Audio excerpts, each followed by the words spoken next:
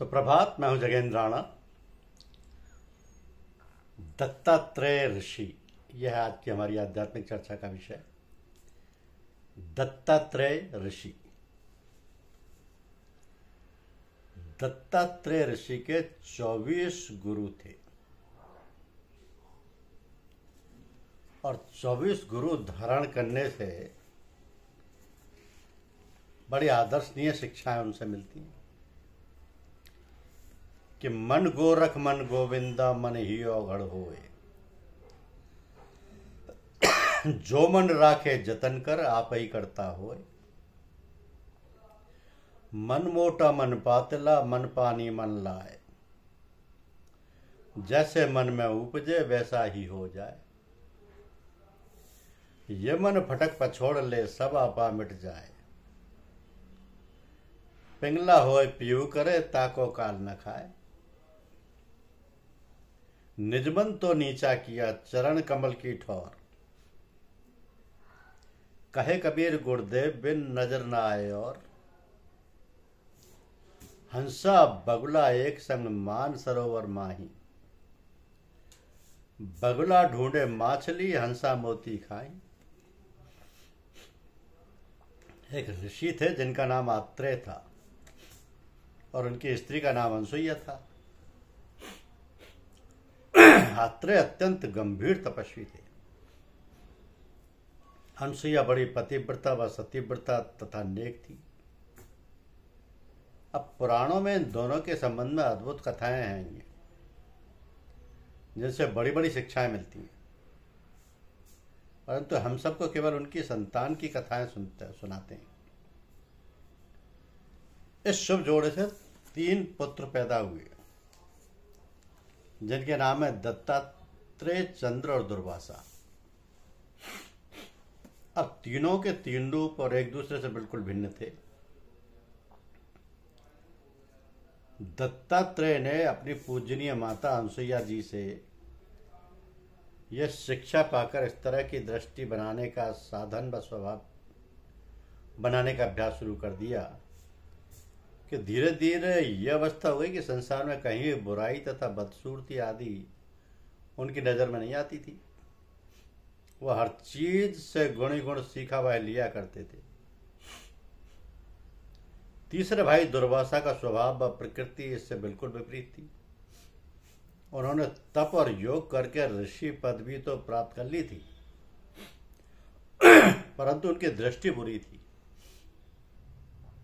उनका अभ्यास होने से जहां जाते थे वहां हर जगह बदी और बदसूरती का दृश्य ही देखा करते थे। तो दत्तात्रेय से तो दूसरों का भला ही भला होता था, परंतु उसके विरुद्ध दुर्वासा से दूसरों के भाग में लानत, बदी और बुराई ही मिलती थी। चंद्र मंझले अर्थात बीच के भाई थे, उनमें नेकी और बदी दोनों गुण थे। तो यदु नाम का एक राजा था जो किसी वन में एकांत सेवन कर रहा था, मगर उसके मन को शांति प्राप्त नहीं थी। एक दिन उसको दत्तात्रेय दिखाई पड़े जो नौजवान और अद्भुत थे। तो बालकों की भांति साधारण आजादी व सादगी से घूम फिर रहे थे। यदु उनसे प्रश्न कर बैठे कि आदमी पढ़ लिख कर भी आपकी सी अवस्था को प्राप्त नहीं हो सकता। साधारणतः मनुष्य किसी स्वार्थवश ही काम किया करता है। तो धर्म, अर्थ, काम, मोक्ष सब स्वार्थी रूप से होते हैं, परंतु भगवान आप बिल्कुल ही जीवन में बेलौस दिखाई देते हैं। ना कोई इच्छा है, ना किसी से कोई गरज है। आपको यह अवस्था कैसे मिली? तो दत्तात्रेय ने उत्तर दिया कि हे राजन, ज्ञान बिना गुरु के नहीं मिलता और ना मुक्ति ही बिना गुरु के प्राप्त होती है। मैंने यह सब समझबूझ गुरुओं से हासिल की है और 24 गुरु धारण किए। 24 गुरु धारण किए। देखिए, पहला पृथ्वी से मैंने क्षमा का सबक सीखा, क्योंकि सभी उस पर मलमूत्र त्याग करते हैं। सब इस पर मजबूत त्याग करते हैं, मगर वह सब कुछ सहन करती रहती है और किसी बात का गिला नहीं करती, बल्कि समाई करती रहती है। दूसरा, पहाड़। तो पहाड़ से परोपकार का सबक सीखा। पहाड़ अपने नदी नालों, फल फूलों, वृक्षों आदि से दूसरों का भलाई करते रहते हैं और किसी से कुछ बदला नहीं चाहते हैं। और हे राजन, साधुओं का तरीका भी ऐसा ही होना चाहिए। तीसरा, वृक्ष। बुराई के बदले भलाई की शिक्षा मुझे वृक्षों से मिली है। दरख्तों को काटा उखाड़ा जलाया जाया करता है, परंतु उसके बदले में उल्टा पत्ते, फल फूल, जड़, लकड़ी, छाल, गोंद आदि से सबकी सेवा ही करते रहते हैं। चौथा, जल।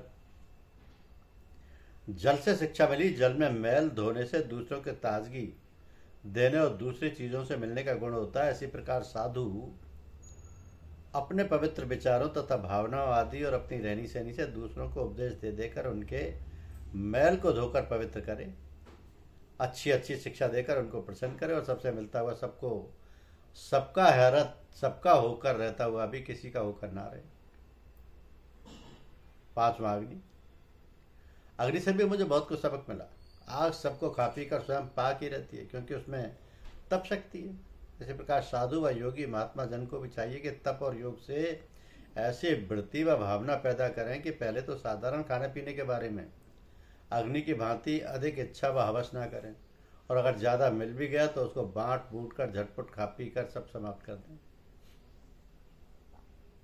तो इंद्रियों को तपाते हुए अपने जीवन की आत्मिक सरगर्मी की उन्नति करें और दूसरों को ऐसे जीवन की गर्मी देकर उनके जीवन को पवित्र बनाते हुए स्वयं सदा आग की भांति अलग तथा पाक रहें। इसके अतिरिक्त आग सबके भीतर रहती है। पानी, पत्थर, लकड़ी आदि कोई वस्तु भी ऐसी नहीं है जिसमें अग्नि ना हो। हाँ, सब में रहती हुई सबकी है और किसी की भी नहीं। इसी प्रकार साधु महात्मा जन चाहे वे किसी यौन, जाति और समाज में रहें, संसार की उपलब्धियों तथा संबंधों में उनकी सामान्य वृत्ति व भावनाओं को धक्का न लगने पाए।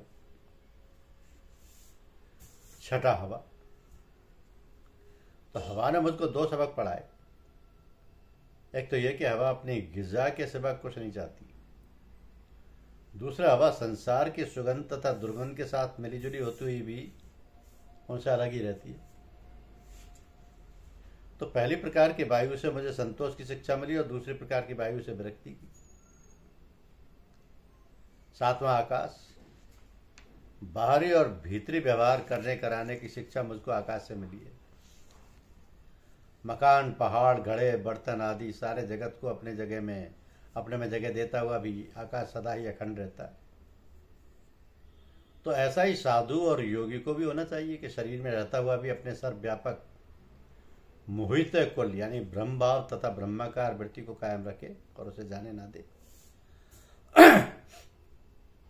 इसके अतिरिक्त आकाश में यह भी विशेष गुण है कि वह सबको अपने में और अपने को सब में मानता हुआ सब में सदा ओतप्रोत रहता है और सबसे आजाद भी रहता है। बस यही ढंग ज्ञानियों ध्यानियों का भी होना आवश्यक है। आठवां, चंद्रमा। चंद्रमा ने मुझको शिक्षा दी कि उसकी कलाएं घटती बढ़ती रहा करती हैं, फिर भी चंद्रमंडल ना कभी घटता है ना बढ़ता है। योगी व साधु जनों को ये ज्ञान होना चाहिए कि जन्म से मरने तक की सारी अवस्थाएं आदि क्षणिक परिवर्तनशील और नाशवान होती हैं। वह आग या दीपक की लौ की भांति कभी भड़कती और कभी कम होती रहती हैं, मगर आत्मा एक रस बनी रहती है। उसमें ये घटाबड़ी जिंदगी, मौत और जीवन मरण कुछ भी नहीं रहता है। नवा, सूर्य। तो सूर्य ने भी गुरु का काम किया। सूर्य ने सिखाया कि जिस प्रकार वह पृथ्वी का जल गर्मी में भाप रूप खींच खींच कर वर्षा ऋतु में बरसाया करता है और सारी पृथ्वी में आनंद मंगल का दृश्य पैदा कर देता है, ऐसे ही साधु महात्मा जनगृहस्थ आश्रम में रहते हुए भी नियमानुसार विषय भोग व संतान पैदा करने आदि कार्य करते हुए भी संसार में व उनमें फंसे ना रहे। एक ही सूर्य उपाधियों के कारण से जल, बर्तन तथा शीशे आदि में अनेक रूपों से प्रतीत होता है, परंतु वह एक का एक ही रहता है। बस योगी महात्मा आदि को भी ऐसा ही चाहिए कि आत्ममंडल केवल एक ही है, परंतु उपाधियों के भ्रम से अलग अलग जान पड़ता है। 10वां, कबूतर। चीड़ीमार ने जाल लगाकर कबूतरों के बच्चों को फंसा लिया। नर और मादा दोनों अपने बच्चों की दशा देखकर अत्यंत दुखी होकर शोर मचाने लगे। उनसे ना रहा गया तो स्वयं भी बच्चों के मुंह में फंसकर जाल में गिर पड़े। चीड़वार ने उन सबको पकड़कर खत्म कर दिया। यह सब देखकर मुझे ज्ञान हुआ कि जो संसारी प्रेम मोह के रिश्तों व नातों में फंसे रहते हैं वो अंत में दुखी हो जाते हैं। अजगर 11वां। अजगर से मैंने संतोष का सबक सीखा। अजगर सागर की भांति है। जिस प्रकार समुद्र या सागर में भरने के लिए नदी नाले स्वयं आते रहते हैं, वैसे ही अजगर की गिजा अपने आप ही मिलती रहती है। ऐसा ही कुदरत में सबके लिए होता है, मगर मनुष्य भ्रम में पड़कर असंतोषी रहते हैं। अजगर करे न चाकरी, पंछी करे न काम, दास मलुका कह गए सबके दाता राम। 12वां पतंग। दीपक जल रहा था। पतंग ने आंखों के विषय रस में आसक्त होकर उस पर आन गिरा और जल भुनकर खाक हो गया। मेरी समझ में यह है कि जो किसी एक इंद्रिय में भी आसक्त होता है वो उसकी यही दशा होती है। 13वां पंखुड़ियों में बंदी भंवरा। भंवरा मंडराता हुआ खिले हुए कमल पर चक्कर लगाता हुआ उसकी पंखुड़ियों में बैठ गया। सूरज डूबते ही पंखुड़ियां बंद हो गईं और भंवरा उनके भीतर कैद होकर मर गया। मैंने समझ लिया, जो मनुष्य विषय आनंद हेतु बाहरी तथा संसारी पदार्थों में स्थान बनाकर सदा रहना चाहता है, उसको वही चीजें खा जाती हैं और उसकी यही दशा होती है। 14वां रस लेकर फूल छोड़ देने वाला भंवरा। एक भंवरे को मैंने देखा कि फूलों का रस ले लेकर फूलों को छोड़कर उड़ गया। मैंने सोचा, इसी प्रकार शास्त्रों, महान पुरुषों, माता पिता, बड़ों और साधु संतों आदि के पवित्र उपदेशों को मान व आदर से लेते हुए अपने जीवन को सुगंधित बनाना चाहिए और दूसरी चीजों की ओर ध्यान ना देना चाहिए, ना उनमें फंसना चाहिए। 15वां शहद की मक्खियां। अब एक स्थान पर शहद की मक्खियों ने छत्ता बनाकर उसमें शहद इकट्ठा किया था। एक आदमी छत्ते को तोड़कर शहद लेकर चला गया और मक्खियां देखती की देखती रह गई। तो संसार में जो धन इकट्ठा करने में लगे रहते हैं उनका अंत इसी प्रकार होता है। 16वां उन्मत्त हाथी। हाथी ने हथनी को देखा और उससे सूंड मिलाई। शिकारी ताक में लगे ही रहते हैं। जब सधी हुई हथनी हाथी को ले जाकर गड्ढे में गिरा देती है तो शिकारी उसको आसानी से पकड़ लेता है। इससे मैंने विचारा और समझा कि जो पुरुष लकड़ी या मिट्टी की स्त्री से भी केवल काम भोग की नियत से संबंध रखता है, वैसी प्रकार संसार चक्र में फंसकर मारा जाता है। 17वां धन जमा करने वाले स्वार्थी। एक समय पर लालची मक्खियों के छत्ते को कुछ आदमी ले गए। उन्होंने खुद उसका शहद खाया और औरों को भी बांटा व खिलाया। मैंने इसे देखकर समझ लिया कि जो लोग धन इकट्ठा करते हैं उसे अपना समझते हैं, भगवान की देन समझकर दूसरों की सेवा में नहीं लगाते और दान पुण्य नहीं करते, उनके धन व माल के ऐसे ही लोग वारिस होते हैं। 18वां हिरनी। हिरनी बीन के बाजे पर मोहित होती है। शिकारी ने बीन बजाना शुरू किया नहीं किया, उसके पास बेसुधी की अवस्था में दौड़कर चली आई और शिकारी ने उस पर अपना हाथ साफ कर दिया। यह देखकर मुझे बड़ी शिक्षा मिली कि जो काम वासना या विषय भोग को भड़काने वाले राग, गाने आदि सुनते हैं या विषयी, कामी आदि के कंठ का गायन आदि सुनना पसंद करते हैं, वो भी इसी तरह धोखे में मारे जाते। 19वां माछी। माछी पकड़ने वाले ने कटिया में केंचुए का चारा लगाकर उसको पानी में डाला। चारे की लोभी मछलियां उस पर लपकी, कटिया गले में अटक गई और वे फंस गई। तो मछली वाले ने बाहर निकालकर जमीन पर पटक दिया और वे स्वयं शिकारी का चारा बन गई। इसी प्रकार जिनकी जिह्वा जा और बेजा स्वाद पर ही है, उनकी बुद्धि मारी जाती है और वह बुरी दशा को प्राप्त होते हैं। यह देखकर मैंने अपने आप को सुधार लिया। 20वां वैश्य। एक समय मेरा जाना राजा जनक के राज्य में हुआ। वहां के स्थान पर एक वैश्या को बनाव श्रृंगार किए हुए कोठे पर बैठे देखा। वो इस इंतजार और इच्छा में थी कि कोई धनवान आकर उसके जाल में फंस जाए। रात भर वो इसी चिंता में भरी हुई उछलती डूबती रही। इत्तेफाक से ना कोई आया, ना उसकी इच्छा ही पूरी हुई। तो रात की मीठी मीठी नींद का सुख भी उसे ना मिला। भगवान की कृपा से सवेरे उसको वैराग्य सा हो गया और उसने अपने पर पछतावा और पश्चाताप करने लगी कि धन की कामना छोड़कर वह सीधा साधा जीवन बिताने लगी। एक नेक पुरुष से विवाह करके गृहस्थ जीवन धारण कर लिया। तब उसको जीत जाकर शांति मिली। उस वैश्या के चरित्र से मैंने ये सीखा कि लालच में दुख है और संतोष वैराग्य में ही सुख है। तो युक्ताहार विहार की शुभ रहनी सहनी ही वैराग्य का सरल रूप है। 21वां करुल पक्षी। करुल नाम का एक पक्षी है जो ना किसी को मारता है ना किसी को सताता है, परंतु दूसरे पक्षी इसको मारकर खा जाते हैं। तो मैंने विचार किया और सोचा कि ये करुल पक्षी धन्य है, हिंसा नहीं करता। क्या हुआ अगर उसे कोई मारकर खा भी जाता है। मनुष्य को इसी प्रकार निष्कलंक और अहिंसावादी होना चाहिए। सच है, जो किसी दूसरे का दिल दुखाता है वो अपने दिल को पहले ही दुखा लेता है। 22वां बालक। एक भोला बालक खेल रहा है, न दुनिया तथा लोक की चिंता, न परलोक का झगड़ा बखेड़ा। माता पिता उसके विषय में चाहे जितना चिंतित रहते हो, परंतु वह तो अपने खेल में ही मस्त व सुखी रहता था। तो मेरे जी को उसकी याद आ गई। तब से मैंने वही स्वरूप व ढंग बजा कथा धारण कर लिया। ना किसी से लेना ना किसी का देना। ऐसा पुरुष माया के आक्रमण से बचा रहता है और आनंदमग्न रहता है। 23वां तीर बनाने वाला। एक तीर बनाने वाले आदमी को निर्भयता और एकाग्रता से अपने कार्य में पूरी धुन से लगा हुआ देखकर मैंने एकाग्र ध्यान का सबक उससे सीखा। और 24वां सांप। तो सांप अपने लिए घर नहीं बनाता, पर दूसरे जानवरों के सुराख में अस्थायी रूप से रहकर जीवन बिताया करता है। उससे मुझे फकीराना जीवन बिताने की शिक्षा प्राप्त हुई। इसके उपरांत श्री दत्तात्रेय ऋषि ने अपने संबंध में और भी दृष्टांत दिए जो बताए कि भृंगी और कीट को देखकर भी मैंने ध्यान शक्ति का बड़ा सबक सीखा है। भृंगी कीड़ों को पकड़ लेती है और छत्ते में लाकर बंद करके फिर उड़ जाती है, और कीड़ा उस भृंगी का ध्यान करता है और स्वयं भृंगी बन जाता है और छत्ता तोड़कर बाहर निकल जाता है। तो हे राजन, भगवान का ध्यान इसी तरह पुष्ट करता हुआ मैं भी आज़ाद हो गया और निर्भयता से आनंदमय रूप में विचर रहा हूँ। एक समय वन में एक बहेलिया किसी पक्षी पर निशाना साधे हुए बैठा था। मैंने उससे वन में राह पूछी, मगर वहाँ उत्तर कौन देता। वह बहेलिया तो अपने निशाने के ध्यान में डूबा हुआ था। जब उसने अपने तीर से शिकार मार लिया, तब मेरे पूछने पर उसने राह बताई। मैंने उसको नमस्कार करके कहा कि तू मेरा गुरु है, तुझसे मैंने ध्यान लगाना सीखा है। हे भगवान, समाधि में मेरे ध्यान की ऐसी ही अवस्था हो। मैं नमस्कार करके आगे बढ़ा।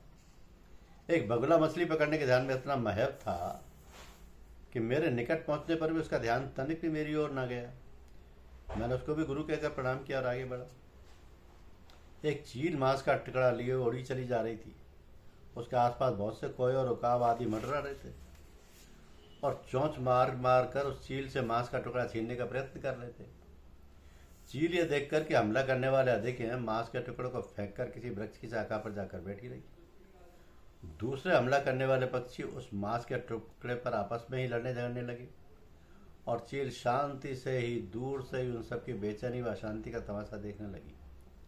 मैंने सर झुकाकर निवेदन किया कि ये चील, तू मेरे गुरु समान है। हे भगवान, ऐसा ही हो कि मैं भी तेरी भांति संसार को इन लोभियों तथा झगड़ालुओं आदि के लिए छोड़कर शांति का पद हासिल करूं। आगे चलकर देखा, एक बड़बूजे को स्त्री धान कूट रही थी। उसकी कलाई में 3 चूड़ियां पड़ी थी जो खनखनाती रहती थी और शोर मचाती थी। उसको ये पसंद न था। उसने एक चूड़ी तोड़ डाली। फिर भी शेष चूड़ियां अब भी बचती रहीं। उनमें से एक चूड़ी उसने और तोड़ डाली। अब केवल एक ही चूड़ी हाथ में रह गई और शोर व खनखनाट भी जाती रही। मैं देखकर हंस पड़ा और उसको नमस्कार करके कहा कि हे माई, सचमुच तू भी मेरे लिए गुरु समान है। जिस प्रकार तूने 3 और 2 चूड़ियों का झगड़ा बखेड़ा मेट कर केवल एक से संबंध रखा, मानो शांति प्राप्त की हो, उसी प्रकार मैं भी त्रिगुणात्मक तथा द्वंद्व के जगत को छोड़कर केवल एक ब्रह्म व ध्रुवपद से ही नाता रखूं। एक मल्ला मछलियां पकड़ रहा था और इसी काम में इतना महर था कि उसके पास से बाजा बजाती हुई बारात निकल गई, परंतु उस मल्ला को उसका ख्याल तक नहीं हुआ कि कौन गया कौन आया। मैंने उस मल्ला से पूछा कि ये किसकी बारात थी और बाजे और गाने कितने अच्छे थे। मल्ला अपने काम से निवृत्त भी हो चुका था। उसने उत्तर दिया, महाराज, किसकी और कैसी बारात पर बाजे गाने, मैंने तो कुछ भी ना देखा ना सुना। मैंने अपना सिर उसके सामने झुका दिया, प्रणाम करके निवेदन किया कि इस समय सचमुच आपने गुरु समान कृपा की है कि हे भगवान, ध्यान में समाधि में मेरा भी यही ढंग हो। तो राजा यदु ने सारे आदेश सुनकर दत्तात्रेय ऋषि को साष्टांग प्रणाम किया और आपकी वंदना करने लगे कि वास्तव में आप सच्चे ब्रह्मज्ञानी और सत्य के रूप हैं। आपको बारंबार नमस्कार है। धन्यवाद।